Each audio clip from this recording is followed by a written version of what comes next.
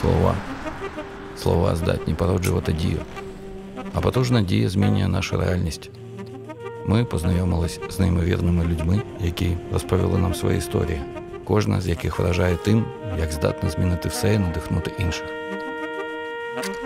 Це документально-музичний проєкт «Контур», в якому я, Антон Сліпаков, гурт Стаса Корольова, я і Андрій Соколов з програми «Варнякання» та наша велика «Контур-команда» відправилась в подорож пораненими містами України.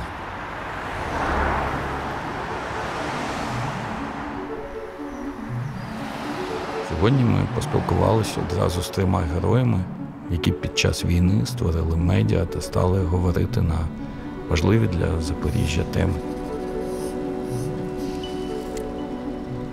Ми друзі всі. Ми працюємо разом в громадському секторі, раніше в різних громадських організаціях. Аня з громадського телебачення Запоріжжя, Костя правозахисник, працює з ЛГБТ-спільнотою.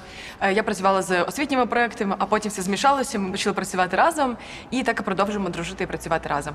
І коли почалося повномасштабне вторгнення, ми всі сіли і зрозуміли, що ми хочемо щось робити, щось ще більше робити. Подумали, що це може бути, і вирішили, що ми можемо створити маленьке мікромедіа, яке буде висвітлювати те, що відбувається в Запоріжжі, не з позиції новин, а з позиції того, як ми взагалі в цій точці опинилися і що нам робити далі, аби ми вийшли з війни якомога скоріше. І так і з'явився проєкт «Як ти там», в якому ми пишемо на ті теми, які цікаві в першу чергу нам, і розширюємо свою бульбашку. Ми завжди думали, що наша бульбашка, вона така маленька, що в ній там лише ми, люди, у яких одні ті самі принципи. А виявилося, що насправді дуже багато людей в Запоріжжі хоче змін, і молодь, і більш старша аудиторія, і вони всі до нас долучають, читають наші матеріали, і такий коннект відбувається, і це дуже класно.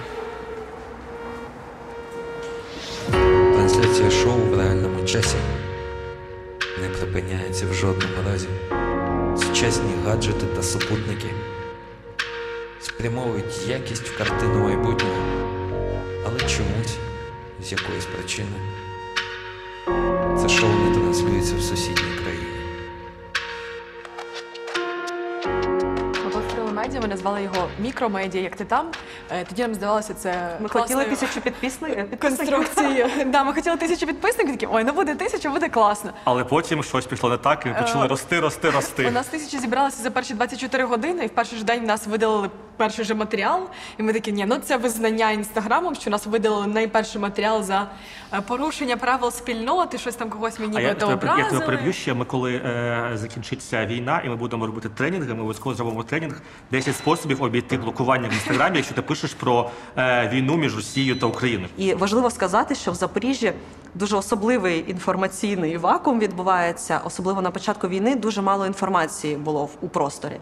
І тому наш контент, він такий, зараз він більш лайфстайловий, але тоді ще він був таким більш унікальним. Ми казали про ті події, які відбуваються в Запоріжжі, та про те, як змінюється його життя, але під іншим кутом зору. Саме тому, мабуть, нас читає наша прикольна, приємна цільова аудиторія, яку ми дуже любимо. Ще у нас є плани на весну вже робити аудіопрогулянки містом, для того, щоб розповідати про історію Запоріжжя не тільки в постах, але так, щоб люди могли прогулятися і подивитися, чим наше місто унікальне, тому що дійсно Запоріжжя стикається з проблемою того, що хочуть звідси поїхати, тому що тут нібито немає перспектив, нібито тут не цікаво, немає там дозвілля, або якось негарно, або немає роботи, або що ще. А ми хочемо доводити, що це не так, що ми зараз знаходимося в крутій IT-компанії, яка наймає багато місцевих співробітників, які залишаються тут. Що тут є класне дозвілля, треба просто знати, куди йти. І для того, щоб люди знали, куди йти, ми розповідаємо про це. Зараз наша команда розкидана по всій Україні і за кордоном навіть. І це всі запоріжці, які також знайшли себе під час війни в різних містах.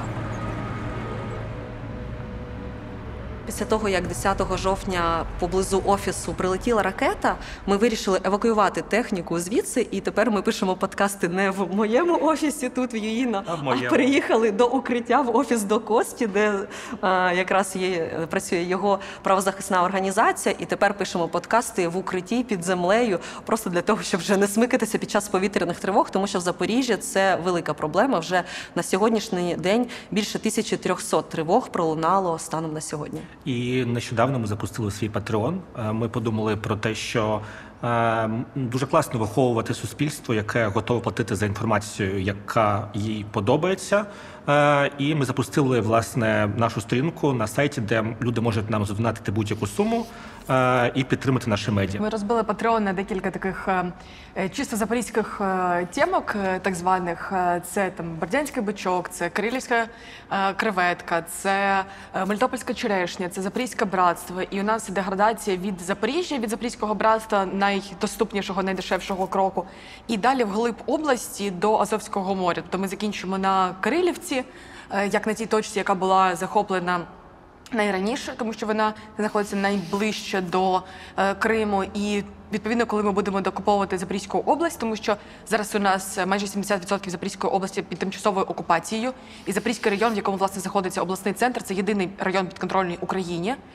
І коли ми будемо докуповувати ці території, то Кирилівка, скоріш за все, буде останньою. І тому ми розбили свій Patreon також такими кроками, тому що до війни для багатьох запоріжців Кирилівська креветка влітку там з батьками в санаторії або бердянський бичок, коли ти з друзями там тусиш до ранку, а потім ідеш дивитися на схід сонця, або коли ви проїжджаєте трасою повз Мелітополь і там продають купу черешні, це було щось таке звичне, близьке, домашнє.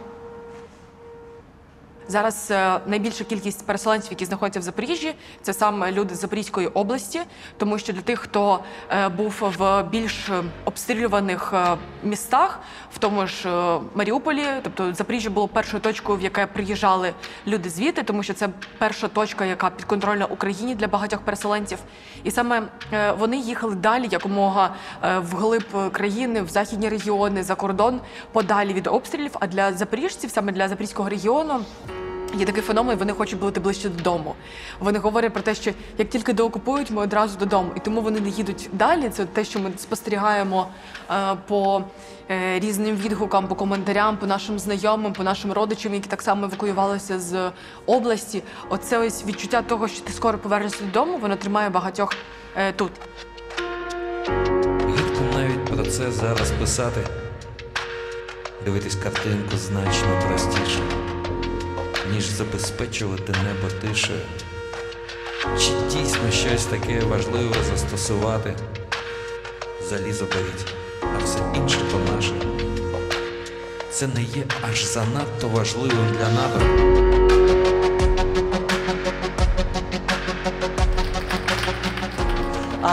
Ідея подкасту «Хто я?» про пошук самоідентифікації міста з'явилась ще, мабуть, рік тому, або, можливо, навіть 1,5 року тому, бо ми дуже багато їздимо всією Україною, і у кожного міста є якийсь певний імідж і певний якийсь такий вайб. А у Запоріжжі не було якоїсь такої чіткої самоідентифікації. І ми вирішили, що місту треба сходити на сеанс психотерапії. Просто для того, щоб відрефлексувати про своє минуле, зрозуміти, що відбувається зараз в теперішньому, і якось прийти до того, що воно хоче робити в майбутньому. В Запоріжжі є певна особливість. У нас немає чітко вираженого центру, наприклад, як Хрещатик або як площа Ринок. У нас центр, він розтягнутий. І у нас все місто побудоване вздовж головної транспортної артерії, проспекту Соборного, який раніше називався проспектом Леніна, який вів до пам'ятнику Леніну, де Ленін показував на Дніпрогес Леніна, за ним стояв острів Леніна, і там, по-моєму, ще було декілька... і порт Леніна був поруч. Да, там було 6 або 7 топонімів просто поруч, тому це була жесть. Ну і зараз ми позбуваємося всього цього: декомунізація, дерадянізація, деколонізація, дерусифікація. Так, це складний довгий процес, тому що змінюються топоніми, змінюється ставлення людей до міста, тому що одна справа жити на вулиці соціалістичній, інша справа жити на вулиці оптимістичній. Ми говоримо про те, про що ми хочемо, і так, як ми хочемо. Костя, наприклад, робить історичні пости у вигляді переписок в Телеграмі або типу плейлістів на Spotify. Це дуже прикольно, дуже мало хто до цього доходить. Ми створюємо цей контент не лише нашою редакцією, ми звертаємося до дуже багатьох запоріжців, до дуже багатьох українців по коментарі, по їхні експертні думки, просто про їх враження.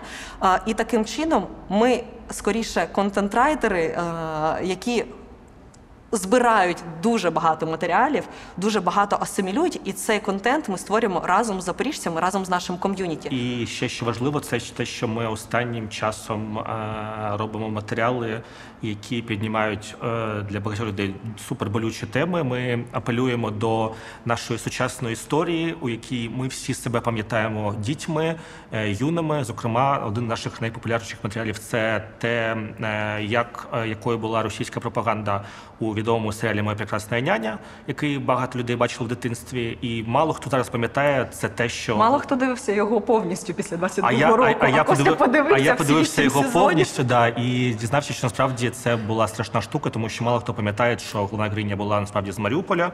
І про Маріуполь було дуже багато жартів, вони всі були образливі. Тобто це не про те, що ми можемо жартувати про що завгодно.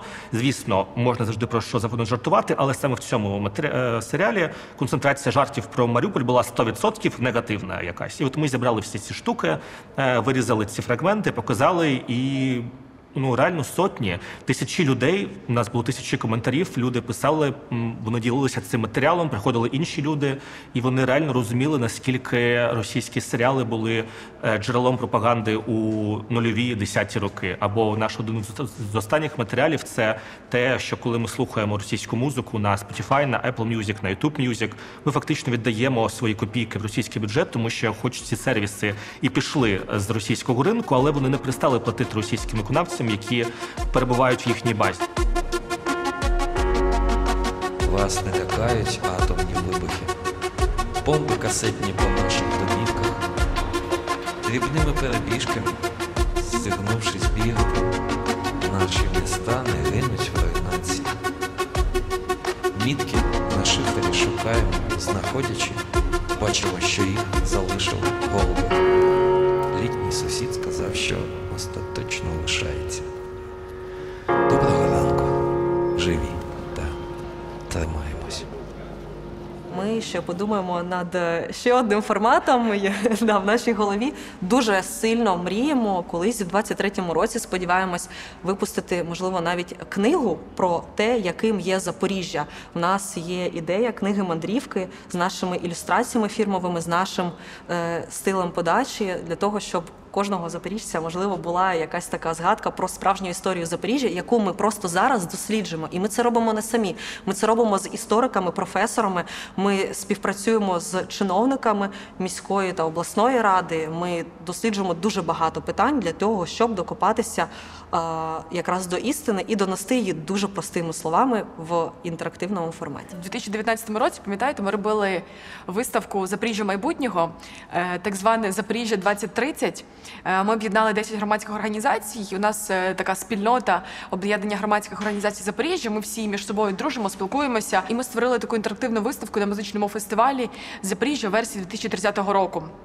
Яким воно може бути через 10 років, і потрошку, там пройшло декілька років, ми йдемо до цієї мети. Звісно, війна нам в цьому заважає, але ми все ще віримо в те, що в 30-му році Запоріжжя може бути крутим і світло вимкнулося. І зі світлом.